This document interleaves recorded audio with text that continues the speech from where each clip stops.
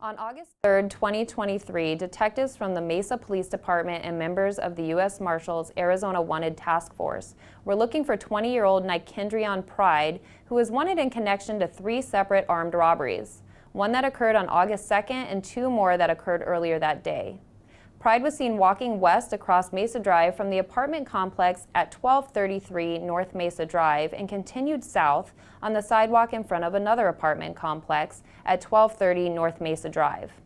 As Pride was walking, detectives contacted him from their vehicle. One detective, who was riding in the rear passenger side, threw a flashbang near Pride, while another detective, who was sitting in the front passenger side, yelled for Pride to get down on the ground. The rear seat detective then fired 2 beanbag rounds as the front seat detective fired rounds from his rifle. Because the situation unfolded so quickly, we have slowed the video down so you can better see what happened. The detective saw Pride reach for what he believed was a gun, and that's when he fired his duty weapon. This is him.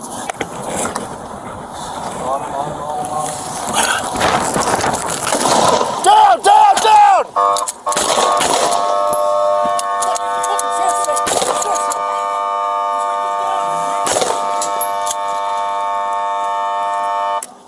Pride collapsed as he attempted to run away with a handgun in his hand. Several commands were given for him to drop the weapon, but he did not respond.